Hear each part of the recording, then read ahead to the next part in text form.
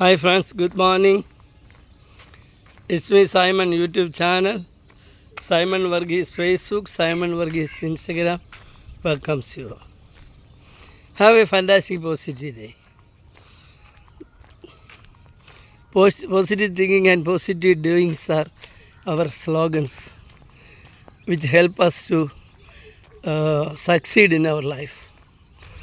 നിങ്ങൾ എത്രമാത്രം പോസിറ്റീവ് ആകുന്നു അത്രമാത്രം നിങ്ങളുടെ ജീവിതം സന്തോഷപൂർണ്ണമാകും. നിങ്ങളിൽ നിന്ന് ചെറുതും വലുതുമായ ഒന്നൊന്ന് അസുഖങ്ങളൊക്കെ വിട്ടു പോകും. കുശുമ്പാണ് നമ്മുടെ പ്രധാന പ്രശ്നങ്ങൾ. അതുകൊണ്ട് നിങ്ങൾക്ക് ചെറിയ ചില കാര്യങ്ങൾ പറയാം. Good morning. നമ്മൾ ജീവിക്കുമ്പോൾ നമുക്കൊരു മോഡൽ വേണം. We should need A model. എനിക്കൊരു മോഡലുണ്ട്. അദ്ദേഹത്തിൻ്റെ പ്രായം 90 വയസ്സായി, 91 എനിക്ക് തോന്നുന്നു. ഞാൻ പ്രവർത്തിക്കുന്നൊരു സംഘടനയുടെ നേതാവാണ്. അതൊരു പോലീസ് ഓഫീസറായിരുന്നു, റിട്ടയർ ചെയ്തു. ഇപ്പോൾ 91 വയസ്സായി. പക്ഷേ എന്താ പവർ, എന്താ എനർജി! അദ്ദേഹത്തിൻ്റെ ചുമലിലാണ് ഞങ്ങളുടെ ഒരു പ്രദേശത്തിൻ്റെ ഞങ്ങളുടെ സംഘടനാ പ്രവർത്തകരുടെ ശക്തി ഇരിക്കുന്നത്. അല്ലായിരുന്നെങ്കിൽ ഞങ്ങളുടെ സംഘടന ജാതിയും മതവും രാഷ്ട്രീയമൊന്നും ഇല്ലാത്തതാണ്.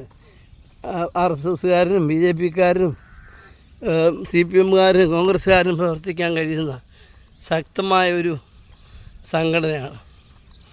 അതുപോലെ 3-3.5 ലക്ഷം മെമ്പേഴ്സുള്ള സംഘടനയാണ്. അത്രയും പോരാ, 10-15 ലക്ഷം വേണ്ടതാണ്. പക്ഷേ അതിൻ്റെ കൂടെ ഇപ്പം സംഘിൻ്റെ സംഘടനയുണ്ട്. പിന്നെ ഇപ്പം നമ്മുടെ CPIയുടെ ഒരു സംഘടനയുണ്ട്, കൗൺസിൽ എന്നൊക്കെ പറയും. പിന്നെ കോൺഗ്രസിൻ്റെ സംഘടന. ഇതൊക്കെ റീസെൻ്റായിട്ടുണ്ടായി വരുന്ന.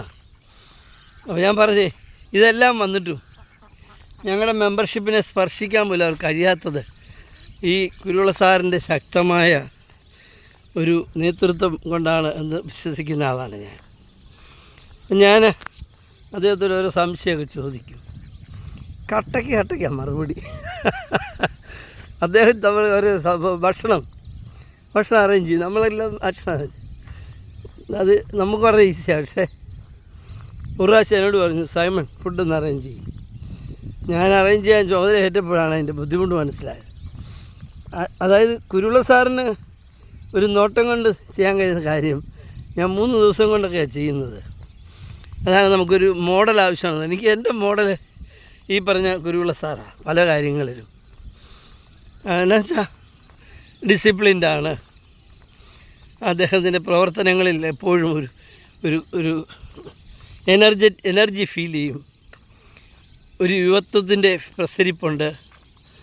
കാര്യം 90 വയസ്സ് കഴിഞ്ഞെങ്കിൽ പോലും അദ്ദേഹം ഒരു 40 അല്ലെങ്കിൽ 50 വയസ്സുകാരനെ പോലെയാണ് ജീവിക്കുന്നത്. ഇപ്പോൾ നമ്മളെവിടെയും ചെന്ന് കഴിച്ചാൽ ഞാൻ വിത്തൗട്ട് ചായ കുടിക്കും. ഷുഗർ വന്നിട്ട് 34 വർഷമായി. അദ്ദേഹം ചായ കുടിക്കും. നമ്മൾ ഫുഡ് കൺട്രോൾ ചെയ്യാൻ വേണ്ടി നേരത്തെ ഫുഡ് പറയുമ്പോൾ അദ്ദേഹം പൊറോട്ട ഇറച്ചിയും കഴിക്കും. അദ്ദേഹം അടിച്ചു പൊളിച്ച് ജീവിക്കുക. അതാണ് കാര്യം. നമ്മളെ അങ്ങനെ വേണം, ബി സ്മാർട്ട്. അല്ലാതെ ചില അച്ചായന്മാരെയൊക്കെ കാണുന്നുണ്ട്, എന്നേക്കാൾ പ്രായം കുറഞ്ഞവർ നടക്കാൻ വരുന്നത് വളരെ വെച്ചൊക്കെ. എന്നിട്ട് എത്ര വയസ്സായി, ഞാൻ എൻ്റെ പ്രായം പറയുമ്പോൾ അവർ ഞെട്ടുന്നതാണ്. എന്നെക്കാട്ടും 2 വയസ്സ് കുറഞ്ഞ ആളാണ്. ഒരു വൃദ്ധനായിട്ട് അഭിനയിക്കുക. കാരണം വീട്ടിലാരും അപ്പച്ച എന്നൊക്കെ വിളിക്കുക 60 വയസ്സ് കഴിയുമ്പോൾ. എന്നും പറഞ്ഞ് പുള്ളി അങ്ങ് വാർദ്ധക്യത്തിലേക്ക് പോകാമെന്ന് പുള്ളിയുടെ വിചാരേ. മനുഷ്യ 60 വയസ്സെന്ന് പറഞ്ഞാൽ പിന്നെയും കിടക്കുന്ന 50 വയസ്സോടെ തനിക്ക്. ജപ്പാനിൽ 110, 120, 140 വയസ്സിലാളുകൾ മരിക്കുന്നത്. ഈ കേരളത്തിലെ കണ്ടീഷൻ വെച്ച് വെറും ഒരു ബനിയനും നിക്കറും കൊണ്ട് ജീവിക്കാൻ പറ്റുന്ന ഈ കാലാവസ്ഥയുള്ള കേരളത്തിൽ മദ്യപാനവും പുകവലിയും ഇല്ലെങ്കിൽ നിങ്ങൾ അല്പം ഭക്ഷണം കൺട്രോൾ ചെയ്താൽ, ഓസിന് കിട്ടിയാൽ ആസിനും കുടിക്കാതിരിക്കുക, എത്ര ഓസ് കിട്ടിയാൽ നമ്മുടെ ആവശ്യത്തിന് മാത്രം കഴിക്കുക. And also we must do some exercise and walking. അല്പം പ്രാർത്ഥനയും ഒക്കെ വേണം. പോസിറ്റീവായിട്ട് ചിന്തിക്കുകയും ചെയ്താൽ 110 വയസ്സ് വരെ ഈസിയായിട്ട് ജീവിക്കാൻ പറ്റും. അപ്പോഴാണ് ഈ 60 വയസ്സാവുന്ന വയസ്സനായെന്ന് പറഞ്ഞ് കസേരയിരുത്തി അപ്പച്ച എന്ന് കൊച്ചുമക്കളൊരു വിളിയും. മുത്തച്ഛ എന്നെ മുത്തച്ഛ എന്ന് വിളിപ്പിക്കാതെ കൊച്ചുമക്കൾ ഓടിച്ചു വിളിപ്പിക്കാതെ.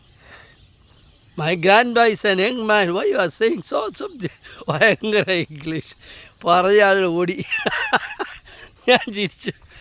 അതായത് നമ്മുടെ പ്രവൃത്തിയും നമ്മുടെ ചിന്താഗതിയാണ് നമുക്ക് ശക്തിയും ഓജസ്സും തരുന്നത്. ഞാനങ്ങ് വയസ്സനായി നിങ്ങൾ ചിന്തിച്ചാൽ 40 വയസ്സുള്ളത് നിങ്ങൾ വയസ്സനാവും. 110 വയസ്സിലും ഞാൻ യൗവനക്കാരനാണ്. എൻ്റെ കോളേജിൽ നടന്ന അടിപിടിയൊക്കെ ഇപ്പോഴും ഞാൻ മറന്നിട്ടില്ല എന്ന് ചിന്തിക്കുന്നതിനാണെങ്കിൽ നിങ്ങൾ ശക്തനും ഊർജ്ജസ്വലനുമായിരിക്കും.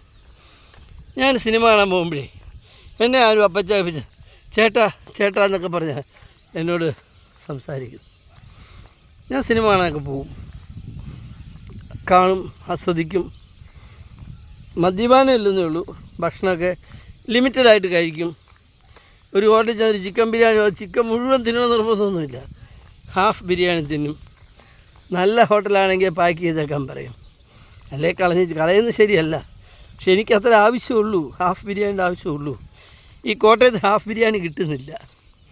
എന്നാൽ മംഗലാപുരം കോഴിക്കോട് അങ്ങോട്ട് ചെന്ന് കഴിഞ്ഞാൽ അങ്ങനെ കിട്ടും ഹാഫ്.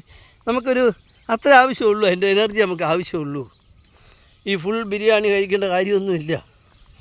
കട്ടപ്പാറയ്ക്ക് പണിയെടുക്കുന്നവരല്ലെങ്കിൽ സുസ്മേനവതരായി AC മുറി കിടക്കുകയും AC റൂമിൽ ജീവിക്കുകയും ചെയ്യുന്ന ഒരാൾക്ക് ഇത്രയും വലിയ പൊറോട്ട ചിക്കൻ്റെ ആവശ്യമൊന്നുമില്ല. കാരണം നമുക്ക് എനർജി നമുക്ക് ഉപയോഗിക്കുന്നില്ലല്ലോ. അപ്പോൾ അങ്ങനെ ചെയ്യാം. ഓക്കെ, എനിക്കോ ഇലക്ഷനൊക്കെ കഴിഞ്ഞ് റിസൾട്ടൊക്കെ വരാൻ പോകുന്നല്ലേ. നമുക്ക് ആകാംക്ഷ ഉണ്ടോ?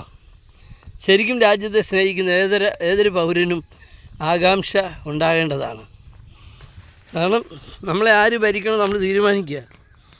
നമ്മളെ സാറേ എന്നൊക്കെ വിളിച്ച് കൈകൂപ്പി വന്ന് വീട്ടിൽ വന്ന് പുഞ്ചിരിച്ച് കാണിച്ച് വോട്ട് മേടിച്ച് ജയിച്ച് കഴിയുമ്പോൾ നമ്മളിവരെ സാറേ ഒരുത്തനെയും വിളിക്കരുത്, നമ്മളാ സാറ്.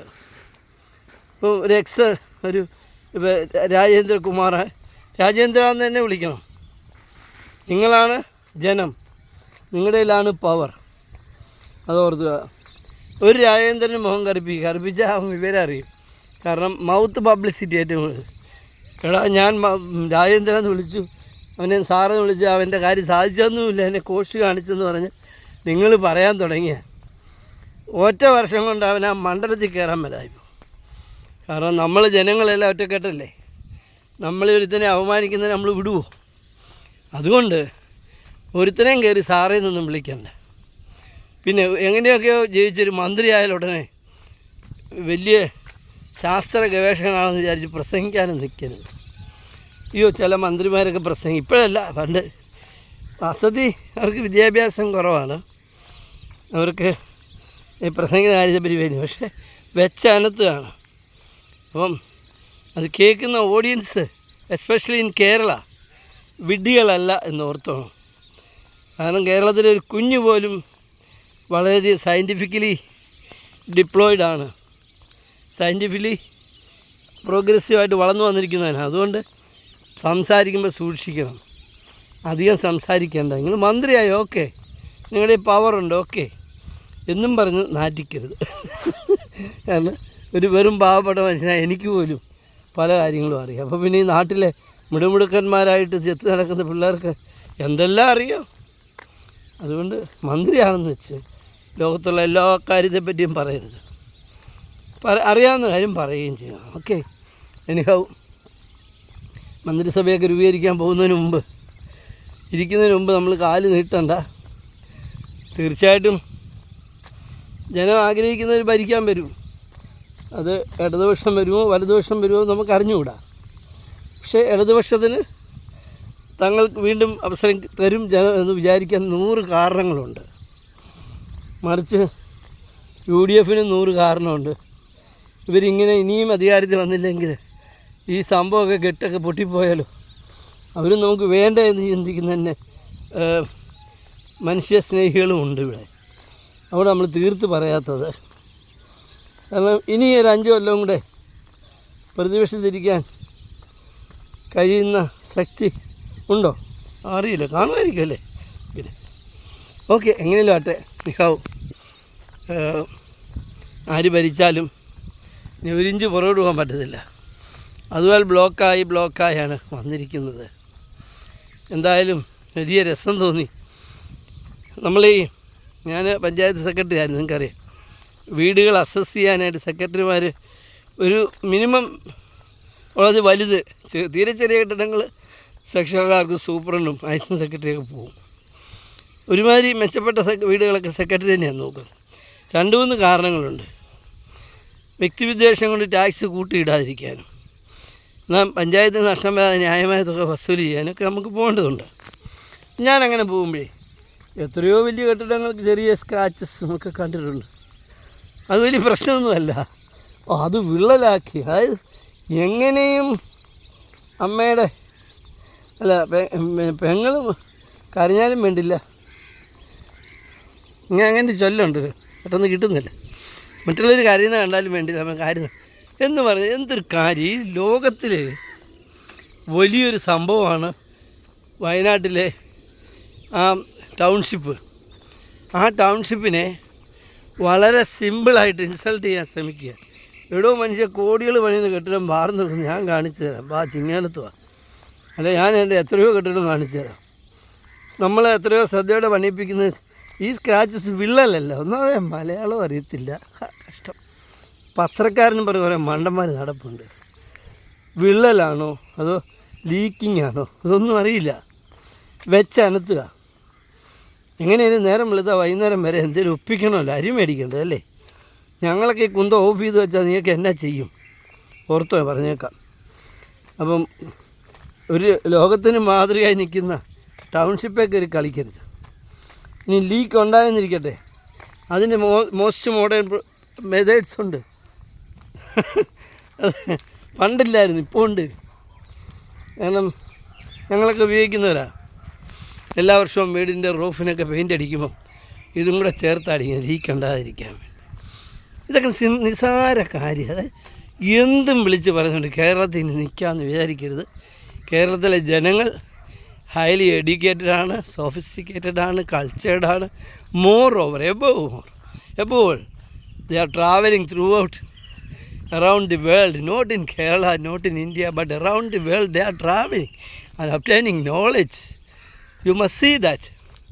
So എനിക്ക് ഈ പറയുന്ന മണ്ടൻ എന്താ പറഞ്ഞു പിടിപ്പിക്കുന്നത്. അപ്പോൾ തിരിച്ച് ചില ചോദ്യങ്ങൾ വന്നു, ഞാനത് ചോദിക്കുന്നില്ല. കാശ് മേടിച്ചിട്ട് എന്ത് ചെയ്തു, തറക്കല്ലിട്ടോ എന്നൊക്കെ ചോദിച്ചു. ഞാനൊരു പക്ഷം പറയില്ല. നമ്മളിപ്പോൾ താജ്മഹലിനെ പറ്റി ഒരു മോശം ഒരുത്തം പറഞ്ഞാൽ നമ്മളവനെ വിടുമോ? ലോകത്തിലെ അത്ഭുതമാണ് താജ്മഹൽ. അതിനെതിരെ എന്ത് കാരണം പറയാൻ വൃത്തിയോട് പറയണം. എൻ്റെ മൂക്കം ഇടിച്ച് വരുത്തരെ അവിടെ ജാതിയോ മതമോ നോക്കിയിട്ടാണ് എന്ന് പറഞ്ഞതുപോലെ ഒരു ജനതയ്ക്കാകെ അഭിമാനമായി മാറേണ്ടതാണ്. ഞാൻ വെറുതെ പറയും, നിങ്ങൾ എഴുതി വെച്ചോ പേപ്പർ പേനയെടുത്ത്. ഒരു കാലത്ത് വയനാട്ടിൽ ടൂറിസ്റ്റുകളായിട്ട് പോകുന്ന നമ്മൾ ഓരോരുത്തരും എവിടെയാണ് ആ ടൗൺഷിപ്പ് എന്ന് ചോദിച്ചു പോവുകയും ആ ടൗൺഷിപ്പിലെ ഒന്നാന്തരം ടൂറിസ്റ്റ് ഹോട്ടലിൽ പോയി ഭക്ഷണം കഴിച്ച് അവിടെ കിടന്നുറങ്ങുകയും അന്ന് ഗവൺമെൻറ് എടുത്ത ധീരമായ തൻ്റെ അടുത്തോടു കൂടിയുള്ള ബുദ്ധിപൂർവമായ ആ തീരുമാനത്തെ ശ്ലാഘിക്കുകയും ചെയ്യും എന്ന കാര്യത്തിൽ യാതൊരു സംശയവും വേണ്ട. കാരണം ഞാൻ ഒത്തിരി പഠിച്ചു, ഒത്തിരി വായിച്ചു, ഒത്തിരി റിസർച്ച് നടത്തി ഇതിനൊരു എക്സാമ്പിൾ കാണാൻ വേണ്ടി. ഈ ടൗൺഷിപ്പിന് ലോകത്താകമാനം ധാരാളം ഭൂമി കുലുക്കങ്ങളും ലാൻഡ് സ്ലൈഡ്സും ഒക്കെ ഉണ്ടായിട്ടുണ്ട്. അപ്പോഴവർ ഹൈലി വലിയ റിച്ച് കൺട്രിയാണ്, ഹൈലി കോമ്പൻസേറ്റ് ചെയ്യും. അവരെവിടെയെങ്കിലുമൊക്കെ പോയി ഒരു വില്ലായോ അല്ലെങ്കിൽ ഒരു ഫ്ലാറ്റോ അപ്പാർട്ട്മെൻറ്റോ വാങ്ങിക്കും, അങ്ങനെ ചെയ്യും. അവരതോടെ മൺമറഞ്ഞു പോയി. ഒരു കൂട്ടമായി താമസിക്കുന്ന A, B, C, Z വരെയുള്ളവർ സ്കാറ്റർ ചെയ്ത് പോവും, പല സ്റ്റേറ്റിൽ പോവും, അങ്ങനെ പോയി. ഇവിടെ അങ്ങനെയാണോ? അങ്ങനെ ഉണ്ടായിരുന്ന ജനങ്ങളെ ഇനിയും ഭൂമി കുലുക്കുമ്പോൾ ലാൻഡ് സ്ലൈഡോ ഉണ്ടാകാത്ത ഭൂമി കണ്ടെത്തി കേന്ദ്രത്തിൻ്റെ അനുവാദം വാങ്ങി. നമുക്കറിയാം കേന്ദ്രത്തിൻ്റെ അനുവാദം കേരളത്തിന് പലപ്പോഴും കിട്ടാറില്ല. അത് നമ്മുടെ ഡൽഹിയിലെ പ്രതിനിധിയുടെ കഴിവാണ്. പേരൊന്നും ഞാൻ പറയുന്നില്ല. അദ്ദേഹം നല്ല സേവനം അവിടെ ചെയ്തുകൊണ്ടിരിക്കുന്നത്. അത് നമുക്ക് കിട്ടി. നമ്മളവിടെ കെട്ടിടം പണിതു, 108 കെട്ടിടം പൂർത്തിയാക്കി, 20-ാം തീയതി ബാക്കി പൂർത്തിയാകുമെന്ന് പറയുന്നു. ഇത് ലോകത്തിന് മാതൃകയാണ്. ഇനി ഏതെങ്കിലും രാജ്യത്ത് ഇതുപോലെ ലാൻഡ് സ്ലൈഡോ അല്ലെങ്കിൽ ഭൂമി കുലുക്കുമോ കെട്ടിടമുണ്ടായാൽ അവരാദ്യം സെർച്ച് ചെയ്യുന്ന എവിടെയാണ്? Any models in the universe. അപ്പോൾ പറയും yes we had seen some positive approach in India. Which India? Where India? Searching, go through. Then Kerala. Kerala, yeah. Once upon a time there was a very, very, very huge landslide. So many people have vanished away, but even though they are living, the remaining persons are living together. Yes, they are living together. How can it pause?